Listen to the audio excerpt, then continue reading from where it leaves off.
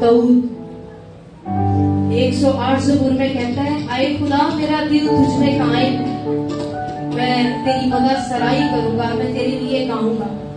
قائم مطلب میرا دل تجھ میں ثابت کرنا، میرا دل ادھر ادھر ڈگمگاتا نہیں، کسی اور پر ایمان نہیں رکھتا، بلکہ تجھ زندہ خدا پر ایمان رکھتے ہوئے قائم ہے۔ اگر آج آپ کا بھی دل اس زندہ خدا میں قائم ہے، فکس ہے، تو آئیے خدا کی مدح سرائی کرتے ہوئے عرفان بھائی کے ساتھ بڑھیں گے آگے۔ جو بیٹھنا چاہتے ہیں وہ بیٹھ سکتے ہیں، مگر کیا ہی بھلی بات ہے کہ ہم قربانی دیں، کیونکہ ہم سیکھ چکے ہیں کہ آگ قربانی پر آتی ہے۔ ہاللویا۔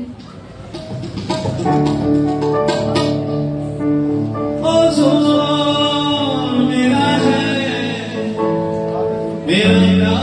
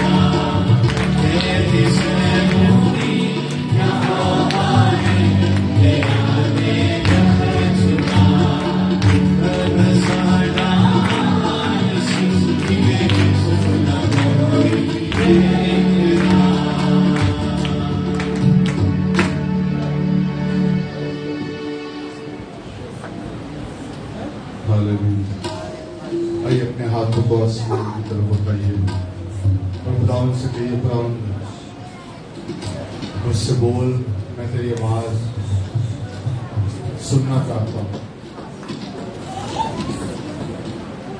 اور اس سے یہ بھی کہیے خداوند میں نہ صرف تیری آواز سننا چاہتا ہوں بلکہ تیرے زور، تیرے فضل سے، تیری قوت سے اس پر عمل بھی کرنے کے لیے پورے دل کے ساتھ اپنے آپ کو پیش کرتا ہوں. ہاللیلویا. Holy Spirit, we welcome you in this place. You are so wonderful, worthy to be praised, worthy to be honored. We honor you, we exalt you in this place.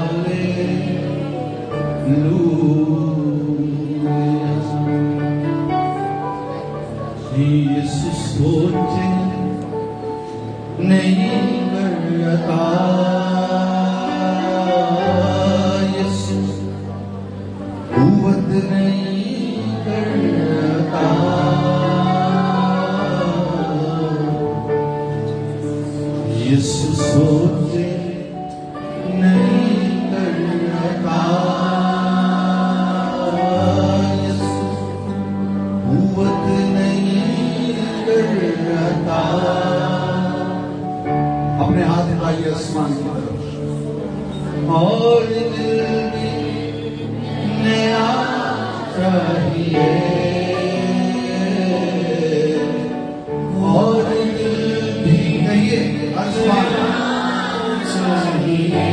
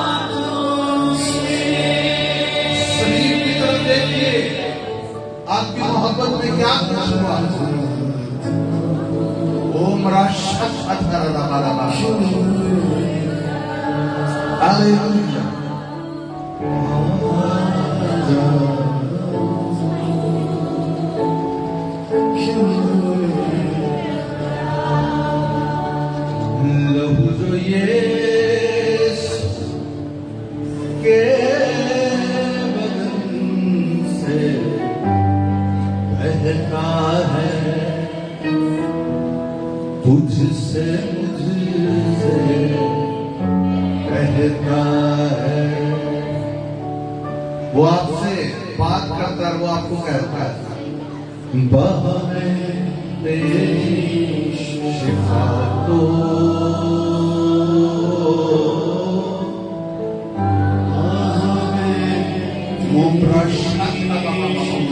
nothing can stop you in the name of Jesus. Glory, glory, glory. Hallelujah, hallelujah.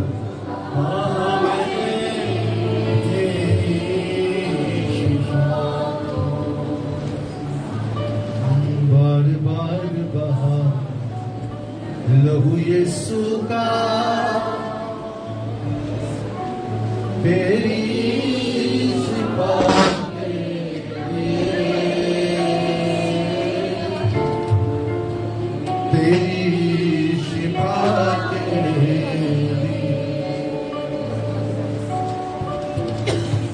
बार बार बहा लहू यीशु का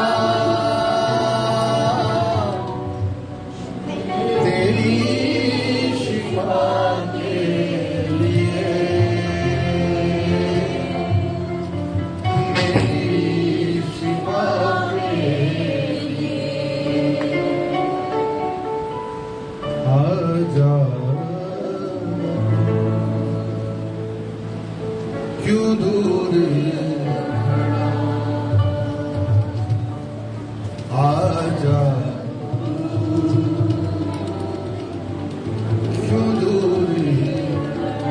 دعا کرنا شروع کیجیے.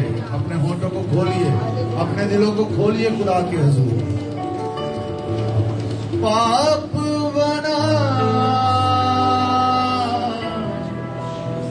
تو راست بنے,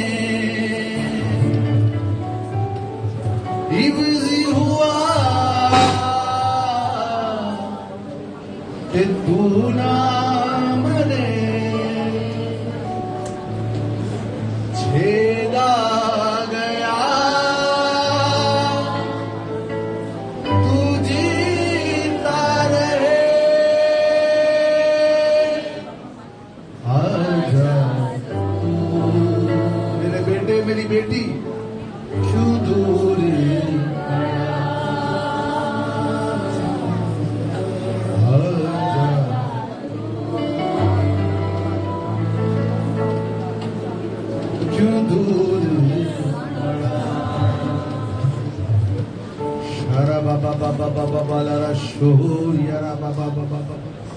اپنے آوازوں کو بلند کیجیے, ہونٹوں کو کھولیے.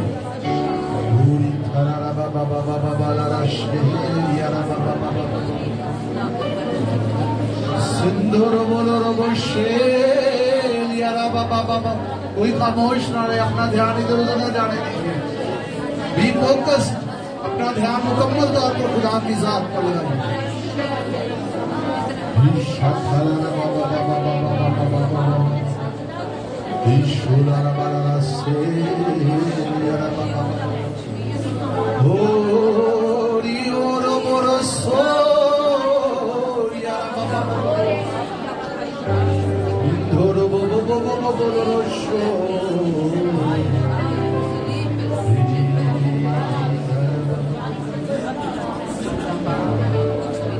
خداوند بول,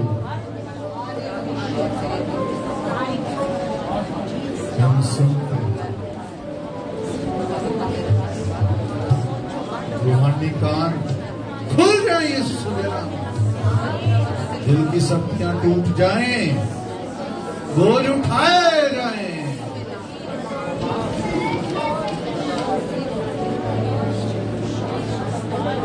Lord, we believe for your manifested presence in this place. Hallelujah.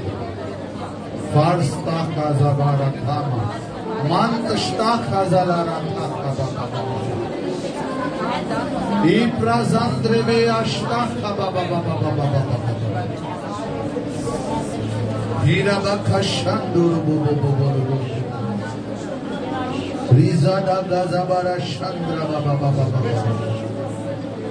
Istaka Bara. We thank you, Lord. We thank you. ہم تیرا شکر کرتے ہیں. We glorify the name of the Lord, the name above all names. The name of Jesus. The name of Jesus. Hallelujah. Hallelujah. Glory. Rashata Baba. Hibara Baba Rashata Baba. Istabara Baba Rashata Baba. تیری شکر گزاری کرتے ہیں. تو آج ہم سے بولتا ہے اور ہمیں مضبوط کرتا ہے, آگے بڑھاتا ہے. We thank you for your great promises, your word. Thank you, Lord. In Jesus' name we pray. Amen. تشریف رکھیے. ہاللیلویہ. مسیح یسوع میں آپ سب کی سلامتی ہو. Thank you, Lord Jesus Christ. آئیے میرے ساتھ نکالیے عبرانیوں کا خط پالوس رسول کا, جیسا کہ یہ روایت ہے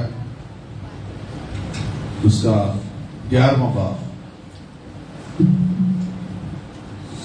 ایمان کے سورما جو بائبل میں اسپیشلی اولڈ ٹیسٹمنٹ میں, پرانے عہد میں وہ گزرے, اس چیپٹر میں ان کا ذکر کیا گیا ہے.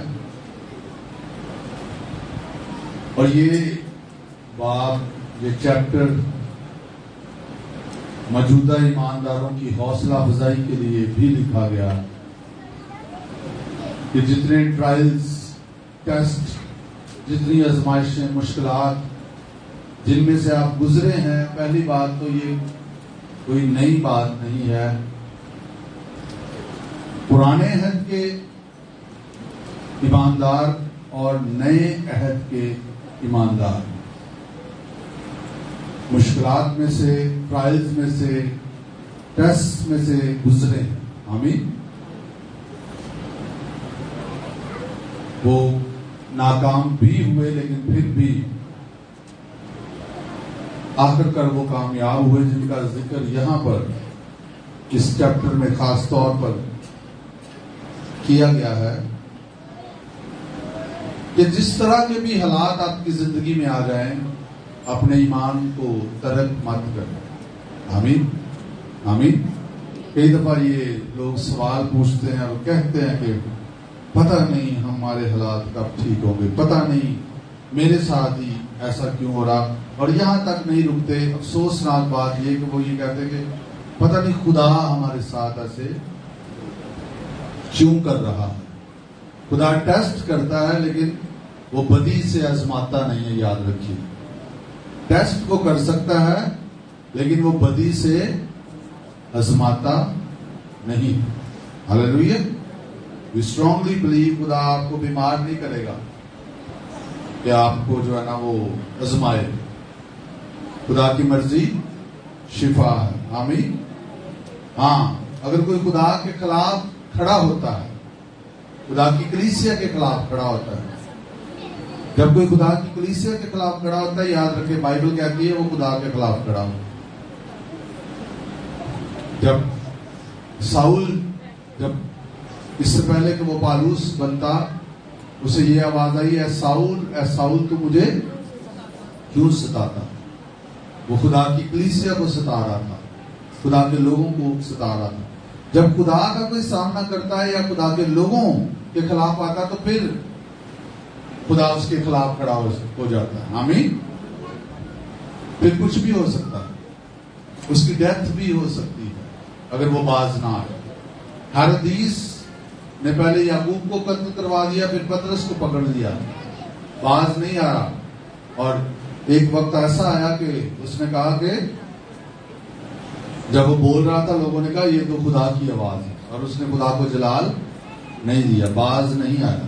دیکھا خدا کے فرشتے نے اسے مارا اور کیڑے پڑ کے مر گیا. So don't come. خدا کے لوگوں، چرچ میں بھی کئی دفعہ لوگ خدا کے لوگوں کے خلاف کھڑے ہو جاتے. Don't do it. باہر کے لوگ تو خدا کے لوگوں سے پیار نہیں کریں گے، اسپیشلی وہ جو ڈارکنس میں، جو تاریکی میں ہیں اور ان کو نور نہیں پسند، جو گناہ کی دلدل میں ہیں وہ نور کو پسند نہیں کرتے، وہ خدا کے لوگوں کو پسند نہیں کرتے، وہ خدا کو پسند نہیں کرتے. اس بات کا خیال رکھنا اس سے پہلے کہ ہم آگے بڑھے. اگر ہم چرچ میں ہیں تو ہم نے کسی بھی صورتحال میں اس پوائنٹ پر نہیں آنا کہ ہم خود ہی کلیسیا کے، خدا کے لوگوں کے خلاف ہو جائیں، کلیسیا کے خلاف ہو جائیں، کسی ایماندار کے خلاف ہو جائیں. Don't do it. Don't ever do it. کبھی ایسا مت کیجیے، کیونکہ اگر آپ تھوڑی سی بھی جگہ ابلیس کو دیں گے تو وہ موقع ڈھونڈتا ہے اور وہ بہت انتظار کرتا ہے.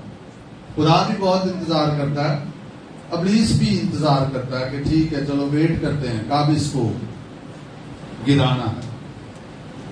تھوڑا سا خمیر پورے آٹے کو خمیر کر دیتا. آپ مت سوچیں کہ یہ تو تھوڑی سی بات ہے، کوئی بات نہیں ہے، میں نے اس کے لیے نامعافی رکھ لیا ہے، یا میں نے جو ہے وہ اس کے لیے غصہ رکھ لیا ہے، میں نے اس کو اس کے ساتھ اچھا سلوک نہیں کرنا ارادہ کر لیا. کچھ بھی ایسی منفی باتیں جو آپ اپنے اندر ایمانداروں کے لیے سیٹ کر لیتے ہیں، مت کیجیے. آمین. لیکن جہاں تک ہو سکے آپ جو ہے وہ صلح کی کوشش میں رہیں. آمین. کبھی بھی اپنے آپ کو خدا کے کلام کے سامنے بند نہ کر دیں،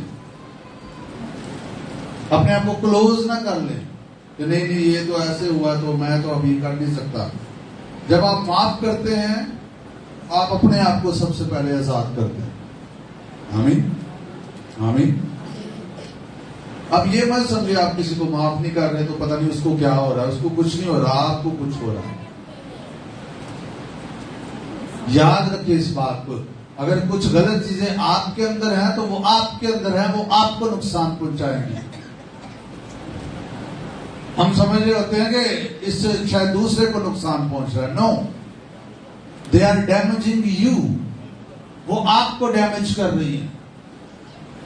اگلا شخص ہو سکتا ہے اس کا دل آپ کے لیے کھلا ہو، کلیئر ہو، اس کے دل میں کچھ بھی آپ کے لیے ایسا نہ ہو، اور اگر آیا بھی ہو تو اس نے دعا میں جا کے کلام کے سہارا لے کے اس نے اس کو ڈیل کر لیا ہے. But you are still there. آپ ابھی تک وہیں پر بیٹھے ہیں اور آپ ان چیزوں کو اپنے اندر سے نہیں نکلنے دے رہے. آپ نے ان کو تھام لیا ہے.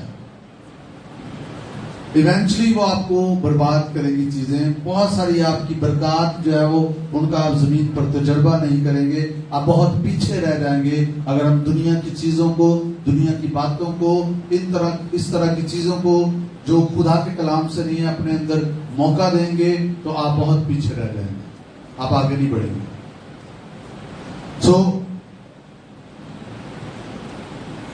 جس طرح کے بھی حالات آپ کی زندگی میں آئیں، یہ چیپٹر آپ کو انکریج کرے گا. پڑھ لیا کریں جب آپ کو کبھی لگے کہ کیا کروں تو پھر یہ چیپٹر پڑھا کریں جس میں ایمان کے سورماؤں کا ذکر کیا گیا. آمین. کہ کیسے کیسے خدا نے انہیں غلبہ بخشا. کوئی چیز بھی آپ کو ایمان سے نہ ہٹا دے. آمین. بہت سارے حالات آ سکتے ہیں. کئی دفعہ گناہ کی وجہ سے آپ مشکل کا سامنا کرتے ہیں، اس سے دھیان رکھیں. یہ مت سمجھے آپ گناہ کرتے رہیں کہ میرا ٹیسٹ ہو گیا ہے. یہ آپ کا ٹیسٹ نہیں ہو رہا، یہ آپ ابلیس کو موقع دے رہے ہیں. میری بات کی سمجھ آئی؟ اگر آپ گناہ میں زندگی بسر کر رہے ہیں تو آپ کا ٹیسٹ نہیں ہو رہا، آپ ابلیس کے لیے دروازہ کھول رہے ہیں. اور مجھے ایک بات کئی دفعہ ہلا دیتی، کئی دفعہ میں سوچتا بھی ہوں اور کئی دفعہ میں نے دیکھا بھی ہے. بہت دفعہ لوگ باز نہیں آتے، وہ گناہ میں پڑے رہتے ہیں، نہیں چھوڑتے. اور کئی دفعہ پھر ایسا طوفان ان کی زندگی میں آتا ہے کہ سب کچھ اڑا کے لے جاتا ہے. اور کئی دفعہ بہت سارے لوگ سنبھل نہیں پاتے. آپ یہ مت سوچیں، جن تک بھی میری آواز جا رہی ہے، مجھے نہیں پتا یہ خاص کس کے لیے کلام ہے، لیکن یہ مجھے پتا ہے جب بھی میں یہاں پر کھڑا ہوتا ہوں خدا نبوتی طور پر بول رہا ہوتا ہے. خاص طور پر I strongly believe اس میں میرا کمال نہیں ہے، خدا نے کسی کو استعمال کرنا ہے کیونکہ خدا لوگوں سے پیار کرتا ہے. آمین. ہلیلویا.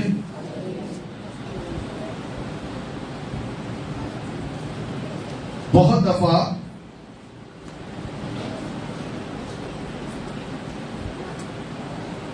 آپ کی زندگی میں آپ کے پاس مواقع آتے ہیں،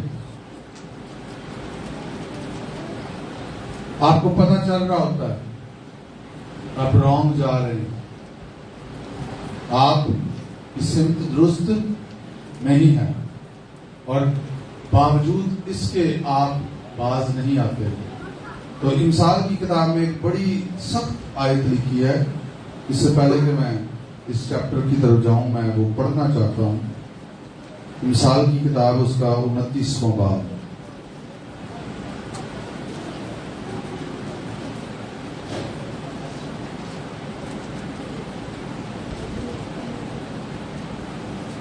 لیکن جو بار بار تنبیہ پا کر بھی گردن کشی کرتا ہے.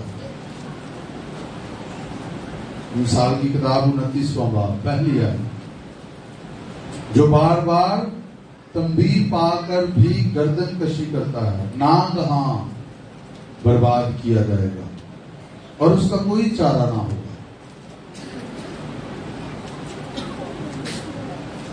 नागहां अचानक बर्बाद किया जाएगा और उसका कोई चारा। Very dangerous, very strict words. तो बार बार इब्लीस को मौका दिया जा रहा है, बार बार एक गलत चीज है उसको छोड़ा नहीं जा रहा। तो फिर अचानक तूफान उठते हैं, डिस्ट्रक्शन आती है, तबाही आती है, बर्बादी आती है। और फिर लोग जो आपके साथ अफसोस करने के लिए आते हैं वो कहते हैं अच्छा फिर जो खुदा की मर्जी। और आपको आपके अंदर पता है और जो आपके करीब लोग हैं उनको पता है इसमें खुदा नहीं था। यू वर रिस्पॉन्सिबल, आप इसके जिम्मेदार। That wasn't God. ये खुदा लिखा है उसका जो तहम्मुल है, वेट करता है वो, उसका तहम्मुल हमें तौबा की तरफ माइल करता है। आमीन। खुदा ठहरा रहता है और मौके देता है हमें बार। लेकिन लोग कई दफा अपने कान बंद कर लेते हैं, दिल को सख्त कर लेते हैं, and they don't listen। और फिर उनके लिए क्या होता है, नागहां बर्बाद हो जाते हैं और उनका कोई चारा। ये क्यों वर्सेस लिखी गई? हमें डराने के लिए नहीं। अगर कोई इस एज पर, इस मुकाम पर है तो ये कलाम उसके दिल पर हिट करे, वापिस आ जाए।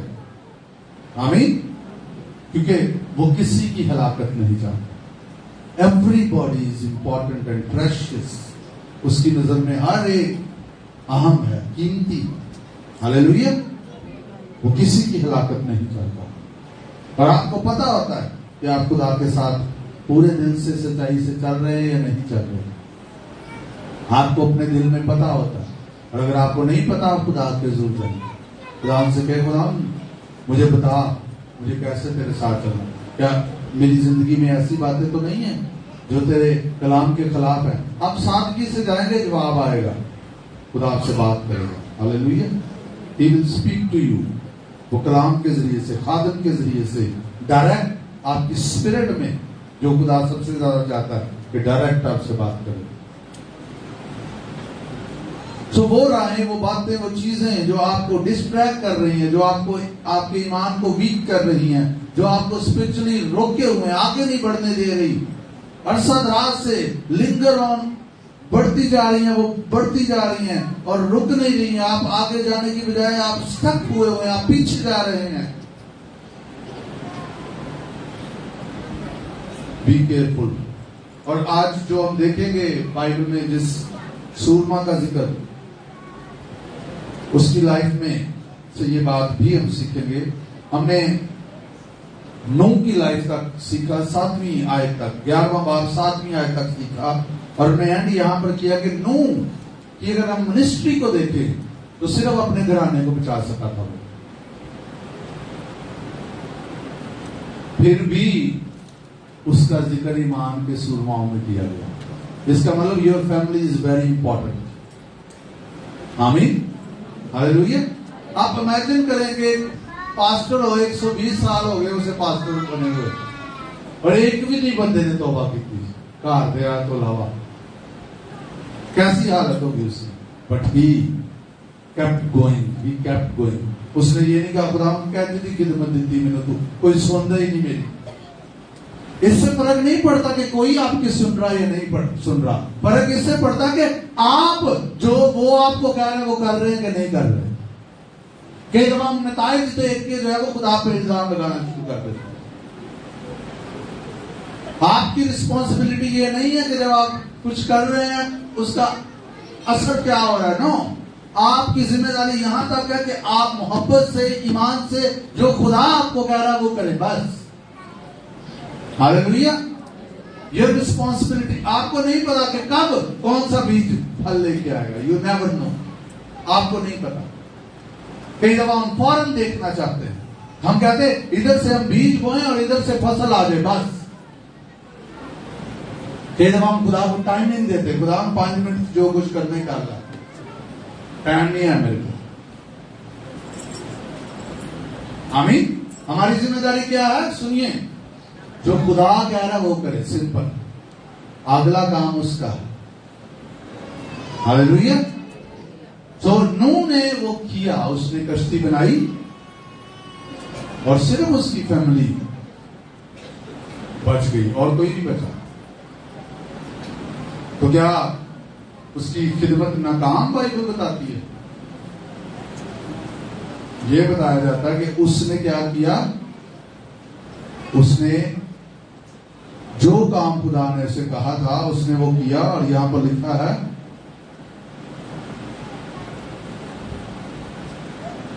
اس نے دنیا کو مجرم ٹھہرایا اور اس راست بازی کا وارث ہوا جو ایمان سے ہے. آمین. اس کی اوبیڈینس کے باعث دنیا اس دور کی جو تھی وہ مجرم ٹھہرائی گئی. انہوں نے توبہ نہیں کی تھی، انہوں نے خدا کو رد کیا. انہوں نے توبہ کیے بغیر وہ انٹر نہیں ہو سکتے تھے. توبہ کیے بغیر کوئی انٹر نہیں ہو سکتا خدا کی بادشاہی. ہاللیلویا. تو نوح کی خدمت، نوح کی زندگی کے بارے میں بائبل اچھی گواہی یہاں پر کیا چھوڑتی؟ ایمان کے سورماؤں میں اس کا ذکر کیا گیا. پھر ایک اور بات ہم نے سیکھی تھی پچھلے سنڈے کہ ایمان جو ہے وہ بیٹھے رہنا نہیں ہے. ایمان بغیر اعمال کے مردہ ہے. ایمان ایکشن مانگتا ہے، عمل مانگتا ہے.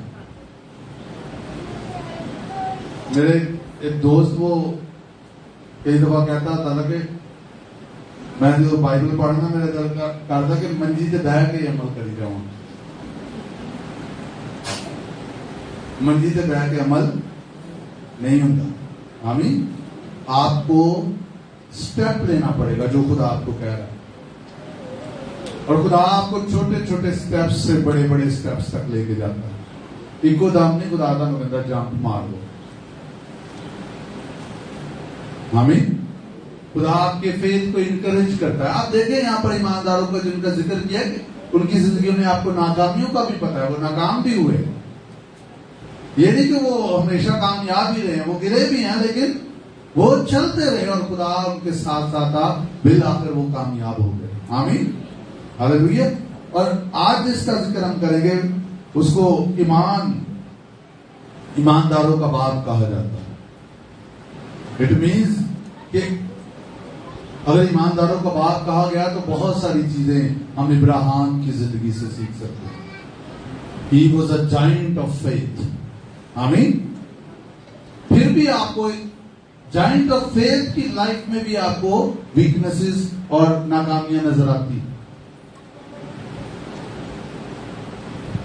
آمین. لیکن خدا اس کے ساتھ تھا اور اس کا فیتھ گریجولی ہم دیکھتے یہاں تک پہنچ گیا کہ وہ مردہ زندہ کرنے پر بھی یقین کرنا شروع ہو گیا. اس کا ایمان یہاں تک چلا گیا کہ اس نے خدا کا یقین کر لیا کہ وہ مردے کو بھی زندہ کر دے. آمین. تو دیکھیے 8ویں آیت. دیکھیں ایمان ہی کے سبب سے ابراہیم جب بلایا گیا تو حکم مان کر اس جگہ چلا گیا جسے میراث میں لینے والا تھا. اور اگرچہ جانتا نہ تھا کہ میں کہاں جاتا ہوں تو ابھی روانہ ہو گیا. تو یہاں سے ابراہیم کی جرنی شروع ہوتی ہے. اس کا ذکر پیدائش کی کتاب ہے. کس نے ابراہیم کی کہانی سنی یا پڑھی ہے؟ اوکے. جنہوں نے نہیں سنی نہیں پڑھی آپ پیدائش کی کتاب میں جائیں، 12ویں باب سے شروع کریں اور پڑھیں. اس کو سنیں. اگر آپ پڑھ نہیں سکتے آڈیو بائبل لیں، اس کو سنیں. زیادہ ٹائم نہیں لگے گا، زیادہ سے زیادہ 1 گھنٹے میں آپ سن لیں گے. آپ 2 دفعہ سن لیں بے شک. سنیں. اس ویک میں کوشش کریں پڑھیں. پڑھ نہیں سکتے تو آپ سنیں اور پھر ٹھہریں. ان حوالہ جات پر ٹھہریں. ان سٹیپس کو دیکھیں جو ابراہیم نے لیے. سو پہلا سٹیپ جو ابراہیم نے لیا، اس لیے ایمانداروں کا اسے باپ بھی کہا گیا کہ اس کا فیتھ جو ہے وہ کوئی معمولی سا میں نظر نہیں آتا کسی بھی جگہ پر. 12वें बाब में इसका जिक्र किया गया और खुदावन ने अब्राहम, इसका पहले नाम अब्राहम था, इसके बाद अब्राहम पड़ा, से कहा तू अपने वतन और अपने नातेदारों के बीच से और अपने बाप के घर से निकल कर उस मुल्क में जा जो मैं तुझे दिखाऊंगा। और आगे फिर वादा किया और मैं तुझे एक बड़ी कौम बनाऊंगा। क्यों जा? मैं तुझे वादा दे रहा हूं। क्यों जा? मैं तुझे प्रॉमिस दे रहा हूं। क्या प्रॉमिस है? मैं तुझे एक बड़ी कौम बनाऊंगा और बरकत दूंगा और तेरा नाम सरफराज करूंगा, सो तू बाहर से बरकत हो। जो तुझे मुबारक कहेंगे मैं उनको कहेंगे, जो तुझे मुबारक कहें उनको मैं बरकत दूंगा, और जो तुझ पर लानत करे उस पर मैं लानत करूंगा। यानी तेरा दुश्मन मेरा दुश्मन, तेरा दोस्त मेरा दोस्त, और जमीन के सब कबीले तेरे वसीले से बरकत पाएंगे। सो ये मोटिवेशन थी उसकी। खुदा ने जब उसको कहा कि तू ये कर, अपने मुल्क को, अपने वतन को, अपने रिश्तेदारों को, अपने बाप को, आपके बाप के घराने को छोड़ और यहां से निकल। क्यों निकल? मैं तुझे मेरास देना चाहता हूं। यहां पर आगे क्या लिखा हुआ है? इब्रानियों के खत में हमने अभी पढ़ा, लिखा है ईमान ही के सबब से अब्राहम जब बुलाया गया तो हुक्म मानकर उस जगह चला गया जिसे मेरास में लेने वाला था। आमीन। तो खुदा ने उसे कलाम दिया कि मैं तुझे बरकत दूंगा, बहुत सारी कौमों का बाप बनाऊंगा, जो तुझे मुबारक कहे उसे मुबारक कहूंगा, जो तुझ पर लानत करे उस पर लानत करूंगा। जमीन के सब कबीले तेरे वसीला से। कैसा बड़ा प्रॉमिस था। ऐसे ही नहीं वो अपने नातेदारों को, बाप के घराने वतन को छोड़ के चल पड़ा। ये भी नहीं पता किधर जाना। खुदा ने कहा उधर चल जो मैं तुझे अभी बताऊंगा, दिखाऊंगा। ये कलाम था जिसने इब्राहिम को शेक किया और वो उठ खड़ा हुआ। हालेलुया। और जब आपको कलाम झोड़ता है, जब कलाम आपके अंदर जोर मारता है, तो फिर ही आप फेथ के स्टेप्स ले सकते हैं। कलाम के बगैर कोई ईमान नहीं, बगैर जो है वो कलाम के ईमान में नहीं आप चल सकते। कई लोग बाइबल पढ़नी नहीं होंगी, चर्च जाना है, कहते साडा बड़ा ईमान है। खड़े केड़ा ईमान है? कलाम के बगैर कहां से ईमान आ गया आपके अंदर?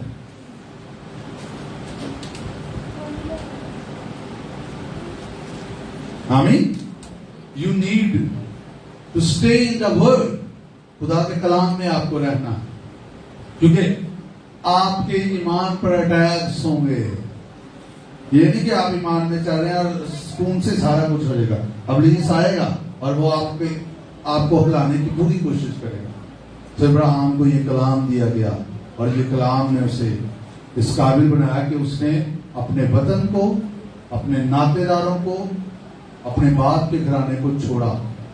Can you imagine?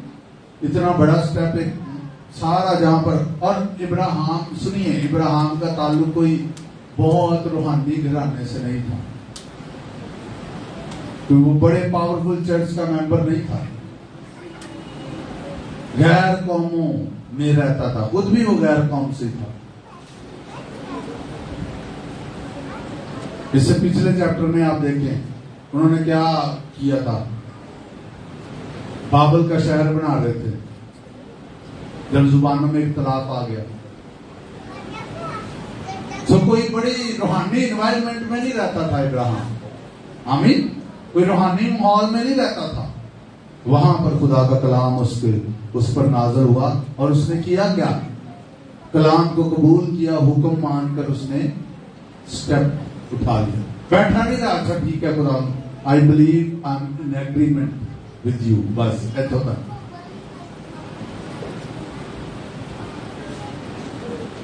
उसने क्या किया? ईमान का कदम उठाया। खुदा कई दफा आपसे बात करे, खुदा बहुत कुछ कई लोगों से छोड़ने के लिए कहता है। याद रखें, इससे पहले कि आप आगे जाएं, बहुत कुछ आपको छोड़ना पड़ेगा।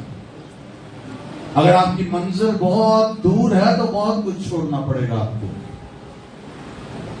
और खुदा आपसे बात करेगा। खुदा चाहता आप दुनिया को छोड़े, सबसे पहले डिटैच हो दुनिया से। इस दुनिया में तो हैं हम, लेकिन इस दुनिया के नहीं। इसका मतलब ये नहीं जंगलों में चले जाएं, इस दुनिया में हो, लेकिन ये दुनिया का जो इन्वायरमेंट है, ये जो दुनिया का तौर तरीका, ये जो दुनिया का तरीका कार है, ये हम में ना हो। हम दुनिया से अलग किए गए लोग हैं। आमीन। इससे पहले कि आप वादा की सरजमीन में दाखिल हों, इससे पहले कि आप बड़े बड़े जो है वो ईमान के स्टेप्स लें, इससे पहले कि आप बड़ी बड़ी कामयाबियां हासिल करें और वो मेरास हासिल करें जो खुदा ने आपके लिए तैयार कर रखी है,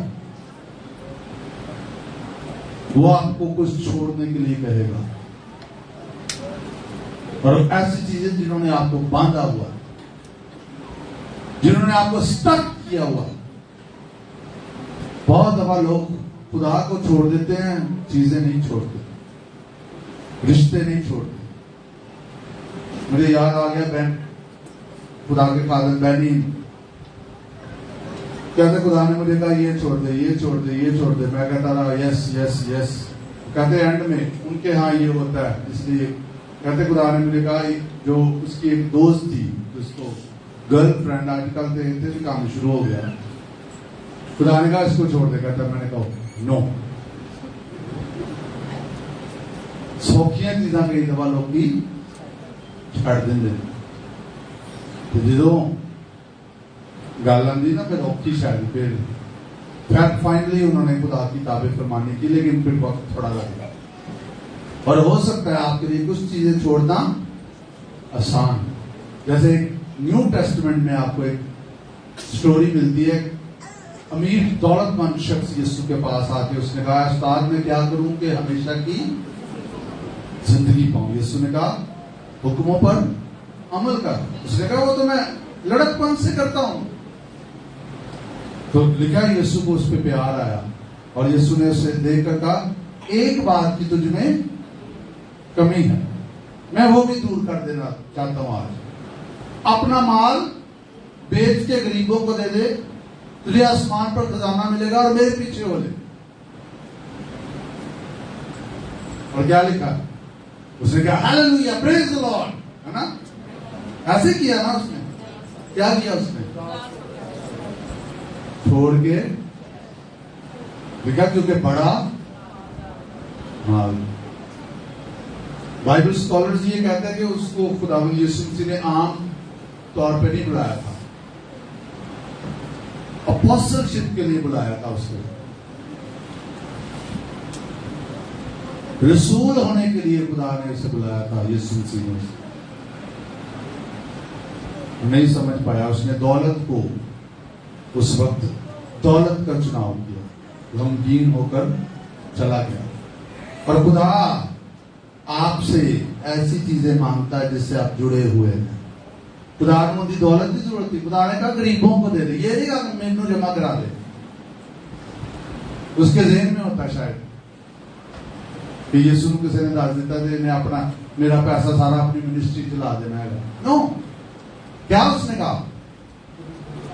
क्या यीशु को उसके पैसों की जरूरत थी? नो, यीशु को उसकी जरूरत थी और जिस चीज से वो जुड़ा हुआ था यीशु ने वहीं पर कहा छोड़ दे। उसने नहीं छोड़ा। कुछ चीजें, कुछ लोग, कुछ बातें जो खुदा के कलाम के मुताबिक नहीं, उनसे लोग इस तरह जुड़े होते हैं जब खुदा उनसे मांगता है तो फिर वहां पेन होती है। कई लोग तो वाकई आमीन करते और हमेशा आगे जाते। इब्राहिम ने वो छोड़ दिया और ईमानदारों का बाप है। उस दौलतमंद ने नहीं छोड़ा। आपके छोड़ने में आपका मुस्तकबिल जो है वो छुपा हुआ है, याद रखें। आप जो छोड़ेंगे उतना ही दूर आप जाएंगे। ਅਸੀਂ ਕਹਿੰਦੇ ਅਸੀਂ ਨਾਲ ਜਿੱਦਾਂ ਅੰਦਰੋਂ ਹਿਲ ਜਾਈਏ ਨਾਲ ਨਾਲ ਉਹ ਵੀ ਨਾਲ ਨਾਲ ਤੇ ਅੱਗੇ भी जाइए। आपने बहुत सारा बोझ अपने साथ जब बांधा हुआ है जो खुदा से नहीं है, आपको वो चलने नहीं देगा, आप भाग नहीं सकेंगे। वो चीजें जो खुदा से नहीं है वो आपको पीछे खींचेगी, वो आपको आगे नहीं जाने देंगी, वो आपको पीछे ब्लॉक کر کے رکھے گی. اور آپ کہیں گے پتہ نہیں کیا ہو رہا ہے. خدا کہ سمپلی لیو دس، چھوڑ اس کو، میں تجھے آگے لے کے جانا چاہتا ہوں. ہم کہتے ہیں نہیں خدا میں بھی نہ آنے لے جا میرے. نو، وہ نہیں لے کے جائے گا وہ چیزیں جو آپ کو تباہ کر دیں گی، ڈسٹروائے کر دیں گی. آپ امیجن کریں اگر ابراہیم وہیں پر ہوتا تو اس ماحول میں کیسے اس کا ایمان گرو کرتا، کیسے اسحاق گرو کرتا اس ماحول میں جو ایک بت پرستی کا ماحول تھا.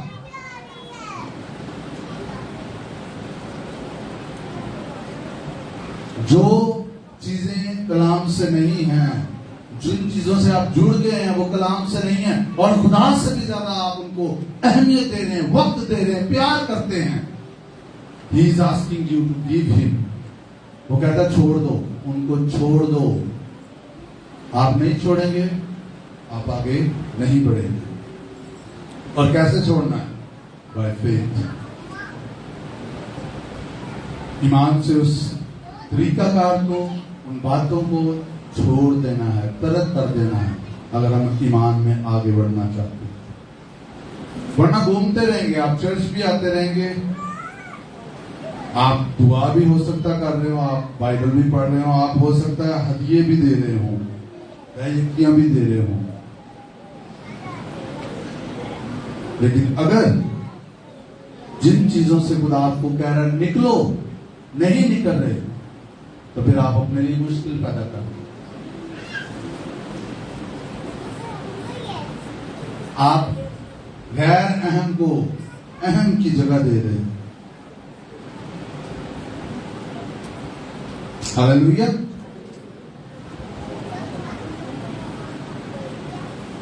تو لکھا ہے ایمان ہی کے سبب سے ابراہیم جب بلایا گیا تو حکم مان کر اس جگہ چلا گیا جسے میراث میں لینے والا تھا، اور اگرچہ جانتا نہ تھا کہ کہاں جاتا ہوں تو ابھی روانہ ہو گیا. ہاللیلویا.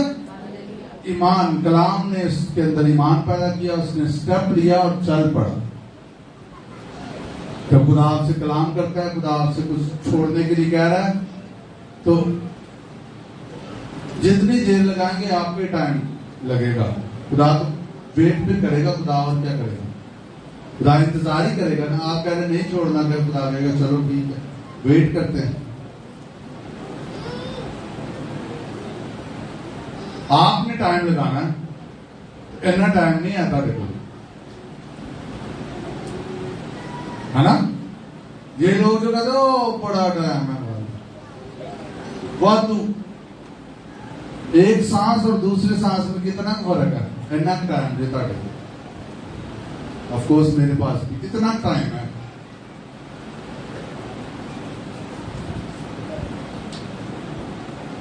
وقت کو غنیمت جانو کیونکہ دن برے ہیں. یہ مت ذہن میں رکھیں گے بہت ٹائم ہے، جو مرضی کریے، بڑا ٹائم ہے، جتن مرضی زندگی گزار دیے. نو، you don't have time. Time نہیں ہے، اب تو بہت قریب، وقت بہت قریب ہے.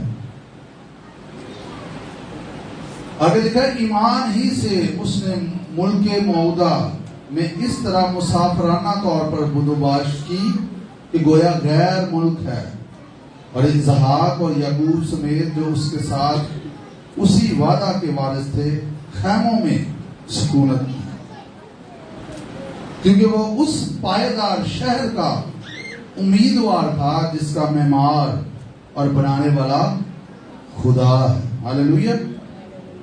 کلسیوں کا خط میرے ساتھ نکالیے.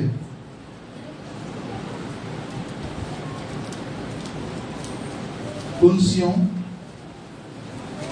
کا خط پالوس رسول کا، اور اس کا 3 باب.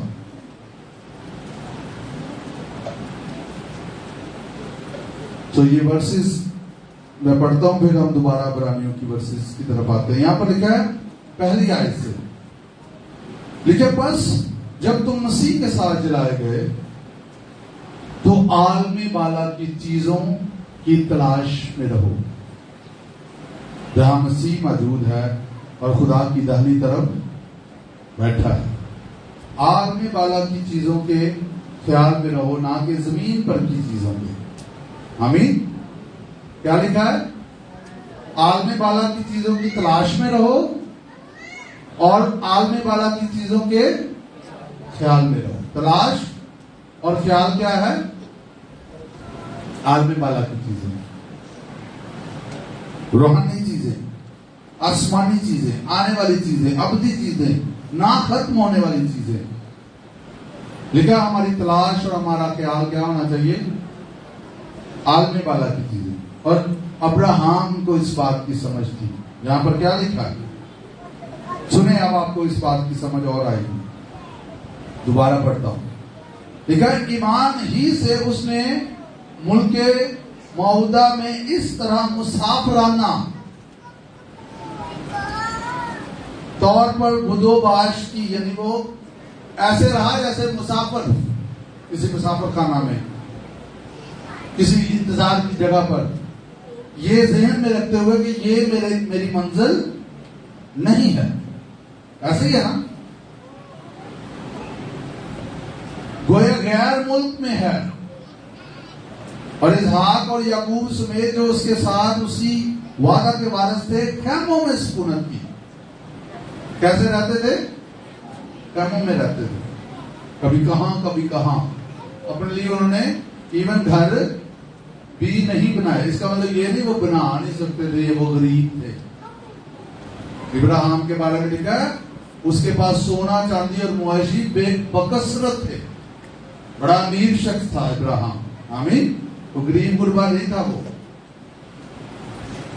اس وقت جو ہے وہ جس کے پاس جانور ہوتے تھے اسی سے اس کی جو امانت ہے گنی جاتی تھی کہ کتنے جانور ہیں کسی کے پاس. اور اس کے پاس تو فوج تھی ایک ابراہیم کے پاس. اس نے فزیکلی بھی جنگیں لڑی اور جیتی. آمین. ہاللویا. لیکن اس کی نظریں کہاں پر تھی؟ عالم بالا کی چیزوں پر. ہاللویا. لیکن کیونکہ وہ اس پائیدار شہر کا امیدوار تھا جس کا مال یعنی بنانے والا کون تھا؟ خدا. ہاللویا. اس کی نظریں جو ہے وہ آسمان کی چیزوں پر لگی ہوئی تھی، ابدی چیزوں پر لگی ہوئی تھی. اس لیے آئیے ذرا 22ویں چیپٹر میں، پیدائش 22واں باب.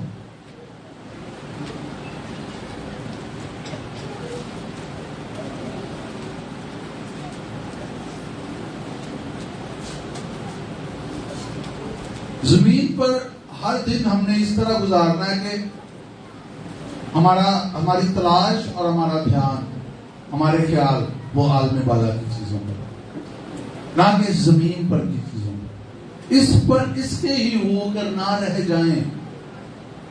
کیونکہ میں کئی دفعہ یہ بات کہہ چکا ہوں، یہ زمینی زندگی ہماری ابدیت کے لیے تیاری بھی ہے. اور ابدیت جو کچھ زمینی زندگی میں ہم کریں گے اسی کی بنیاد پر، اسی کی بیس پر ہمیں ابدیت میں اجر ملنا ہے. جو کچھ ہم یہاں پر کریں گے اس کا اجر ابدیت میں ملے گا. آمین. کیا یہ زمینی زندگی جو ابھی ہم اس وقت گزار رہے ہیں، کیا یہ عارضی زندگی نہیں ہے؟ ایسے ہے کہ نہیں ہے؟ کون یہ ایمان رکھتا کہ یہ زمین پر جو ہم اس وقت زندگی گزارے عارضی ہے، ختم ہونے والی زندگی؟ ایسے ہی ہے نا.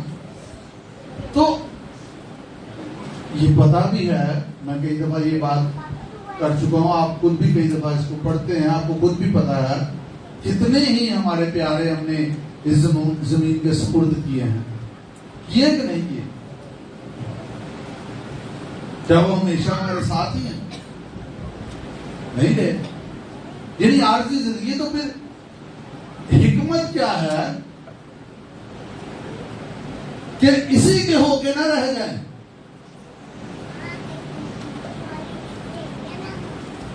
اب دیکھیں لوگ اسی زندگی کے لیے سارا کچھ داؤ پہ لگا دیتے، اسی زندگی کے لیے جو کہ ختم ہو جانی. اگلی کی کوئی تیاری نہیں ہے، اگلی کے لیے کچھ بھی ایفرٹ نہیں ہے. اگلی کے لیے خدا اگر کچھ چھوڑنے کے لیے کہہ رہا تھا وہ بھی نہیں. نو، اسی زندگی کے ساتھ جو ختم ہو جائے گا جڑے ہوئے نہیں.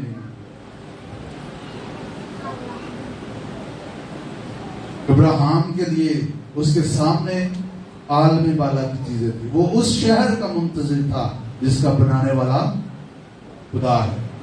وہ نئے یروشلم کا منتظر تھا. ابراہیم پہلے ہی دیکھ رہا تھا ایمان سے, اور میں بھی خدا اسے ویژن بھی دکھا رہا ہوں.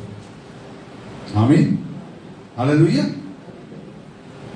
پتہ نہیں وہ کیا کیا دیکھ رہا تھا, کیونکہ اس کی دیکھنے کی بہت پریکٹس تھی. خدا نے اسے پریکٹس یہ دی تھی. رات کو خدا اسے باہر لے گیا, آسمان کے ستاروں کو دیکھ, ایسے تیری اولاد ہوگی. دن کو خدا اسے کہتا ہے یہ ریت کو دیکھ, تیری اولاد ایسے ہوگی.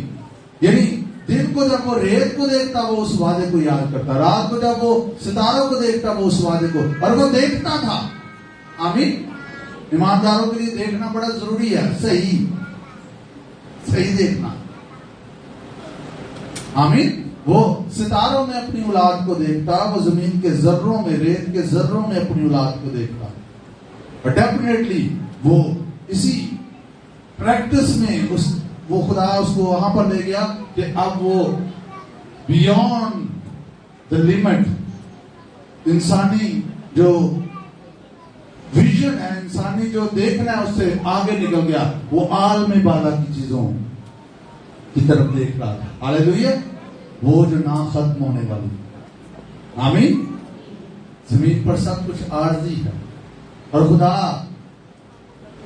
کتنا اس کا فضل ہے, وہ کئی عارضی چیزیں آپ کو چھوڑنے کے لیے کہہ رہا اور ابدی دینا چاہ رہا. عارضی کہہ رہا چھوڑ دو, اور ابدی دینا چاہتا. تو کیا سودا کون سا اچھا ہے پھر بتائیں ذرا؟ عارضی کو تھامے رکھنا یا ابدی کو حاصل کرنا؟ But many don't. بہت سارے یہ نہیں کرتے, سن کے بس چلو جی ٹھیک ہے. پادری صاحب آج بڑا مزہ آیا, بڑا اچھا کلام کی سی. کئی دفعہ گھنٹہ لگ جاتا پھر یاد کرن دے کی سی. تسی کی سیکھیا؟ کوئی نہیں, بس اتوں تک یہاں تک محدود. کوئی عملی زندگی میں اس کو لیا 1% بھی نہیں لیا. آدموں کو اتنا افسوس ہوتا ہے, خدا نو کتنا ہوندا ہے گا. ہر دفعہ کی دعا کرنا, خدا مجھ سے بول, مجھ سے کلام کر. خدا پھر کلام کرتا ہے گا.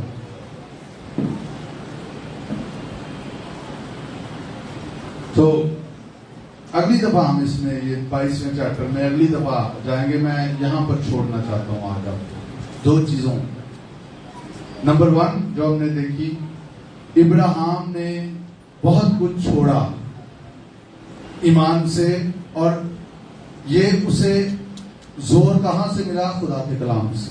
خدا نے اس سے کلام کیا, میں تجھے برکت دوں گا, تو مبارک ہوگا, تیرے زمین وسیلہ سے زمین کے سب قبیلے برکت پائیں گے. جو تجھے مبارک کہیں میں اسے مبارک کہوں گا, جو تجھ پر لعنت کرے میں اس پر لعنت کروں گا. دوسرے لفظوں میں خدا یہ کہہ رہا تھا میں تیرے ساتھ ہوں گا. اور اس ورڈ نے اسے اٹھا کھڑا کیا, اور وہ سب کچھ چھوڑ چھاڑ کے چل پڑا. آمین.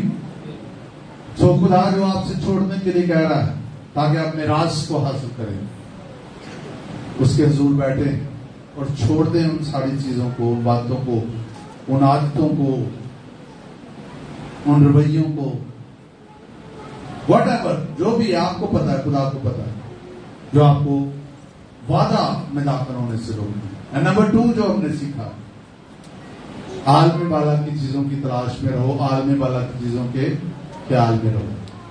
ابراہیم کا دھیان عالم بالا کی چیزوں پر تھا. اور کیا جب عالم بالا کی چیزوں کی طرف اس کا دھیان تھا تو کیا اسے جسمانی چیزیں نہیں ملی؟ سارا کچھ ہی تھا اس کے پاس. ایون اس کو بادشاہ نے آئی تھنک ابھی ملک نے کچھ دینے کی کوشش کی تو اس نے کہا نہیں, کچھ بھی نہیں دوں گا تجھ سے, کہیں تو یہ نہ کہیں کہ تو نے مجھے امیر کیا. کئی دفعہ لوگ ایسے نہ نہیں کرتے, سارے کہتے آئی جائے. اس نے کہا نہیں, کچھ بھی نہیں دوں گا, کہیں تو مجھے یہ نہ کہہ دے کہ تو نے مجھے امیر کیا. اس کے اندر خدا کی غیرت تھی. ہاللیلویا, ہاللیلویا. اور اس کی ریزن کیا تھی؟ اس کا دھیان جو ہے وہ عالم بالا کی چیزوں پر، روحانی چیزوں پر تھا اس کا دھیان، اس کی تلاش، اور وہ دیکھتا تھا اور یہی چیزیں اسے آگے بڑھنے کے لیے ہیلپ کر رہی تھی. آمین. جب آپ سنیں دھیان سے سنیے، یہ بات بڑی زبردست ہے. آپ کے لیے روحانی زندگی بسر کرنا اور آپ کے لیے عارضی اور جسمانی چیزوں کو، ہر اس چیز کو چھوڑنا ایزی ہو جاتا ہے. سنیں، جب آپ کی یہ پریکٹس ہو جاتی ہے، آپ آنے والی چیزوں کو دیکھنا شروع کر دیتے ہیں. ہو سکتا ہے خوابوں میں آپ کو دکھا دے خدا، ہو سکتا ہے جب آپ خدا کے حضور میڈیٹیٹ کر رہے ہیں کلام پر، آپ وہ دیکھنا شروع کر دیں. ہو سکتا ہے آپ کھلی آنکھوں سے رویا دیکھنا شروع کر دیں. آمین. ہو سکتا ہے آپ اپنی اسپرٹ میں، آپ ویسے نہیں دیکھ رہے، آپ اپنی اسپرٹ میں دیکھ رہے ہیں، آپ اپنے آپ کو خدا باپ کے حضور اس کے تخت کے سامنے دیکھ رہے ہیں، آپ یسوع مسیح کو دیکھ رہے ہیں، آپ اس کے فرشتوں کو دیکھ رہے ہیں، آپ زمین پر بیٹھے عالم والا کو انجوائے کر رہے ہیں. آمین. ہاللیلویا. آپ کے لیے ایزی ہو جائے گا. آپ وہ جو ابدی ہے وہ پھر چھوڑنا نہیں چاہیں گے، آپ عارضی چھوڑ دیں گے. ابراہیم کے لیے اس لیے آسان تھا کہ عارضی چھوڑ دیں، کیونکہ اس کی نظر ابدی چیزوں پر تھی. ہاللیلویا. اور میری یہ دعا ہے، ہر وہ چیز جو ہمیں آگے بڑھنے سے روک رہی ہے، آج یسوع کے نام میں الگ ہو جائے ہماری زندگی سے، اور ہم وہ سٹیپ لیں، چاہے مشکل ہی ہو، وہ سٹیپ لیں، وہ قدم اٹھائیں، تاکہ ہم میراث کے وارث ہوں. تو اس زمین پر بھی ہم تجربہ کریں گے، ہم آسمان پر بھی تجربہ کریں گے. ہاللیلویا.